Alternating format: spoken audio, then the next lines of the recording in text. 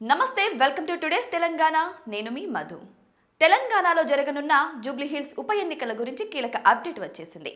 ఈ ఎన్నికలలో కాంగ్రెస్ అభ్యర్థి ఎవరు అనే ప్రశ్నకి సమాధానం దాదాపు ఖరారైంది. ముఖ్యమంత్రి రేవంత్ రెడ్డి నేతృత్వంలో తాజాగా భేటీ అయిన తెలంగాణ కేబినెట్ పలు కీలక నిర్ణయాలు తీసుకుంది. అందులో భాగంగా స్థానిక ఎన్నికల రిజర్వేషన్లో పరిమితి ఎత్తివేయాలని కేబినెట్ నిర్ణయించింది. ఇదిలా ఉండగా గవర్నర్ కోట ఎమ్మెల్సీలుగా అజారుద్దీన్, కోదండరాం పేర్లను సిఫార్సు చేయడం కూడా రాజకీయాల్లో ఇప్పుడు చర్చానీయాంశమైంది.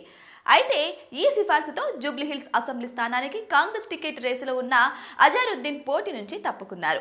దీంతో జూబ్లీహిల్స్ టికెట్ కోసం మరో ఇద్దరు ప్రధాన అభ్యర్థులు నవీన్ యాదవ్, బొంతు రామ్మోహన్ మిగిలారు. ప్రస్తుతం కాంగ్రెస్ పార్టీ టీపీసీసీ నిర్ణయం మేరకు బీసీ సామాజిక వర్గానికి చెందిన అభ్యర్థిని టికెట్ ఇవ్వాలని ఆలోచిస్తుందట. అయితే ఈ నేపథ్యంలో నవీన్ యాదవ్, బొంతు రామ్మోహన్లలో ఎవరు పార్టీ అభ్యర్థిగా ఉంటారనేది మరికొన్ని రోజుల్లోనే తేలనుంది. అయితే ఇక చూసుకుంటే ఇప్పుడు రేసులో ముందుండేది మాత్రం నవీన్ యాదవ్, బొంతు రామ్మోహన్. బొంతు రామ్మోహన్ మాజీ జీహెచ్ఎంసీ మేయర్, బీఆర్ఎస్ నుంచి కాంగ్రెస్లోకి వచ్చారు. హైదరాబాద్ అభివృద్ధి పనుల్లో అనుభవం ఉంది ఈయనకి. ఇక నవీన్ యాదవ్, ఈయన యువ నాయకుడు, ఎప్పటి నుంచే స్థానిక సమస్యలపై పోరాటం చేస్తున్నారు. అంతేకాదు 2014 అసెంబ్లీ ఎన్నికల్లో ఏఐఎంఐఎం పార్టీ నుంచి పోటీ చేసి 2వ స్థానంలో నిలిచారు. ఆ తర్వాత కాంగ్రెస్ పార్టీలో చేరారు.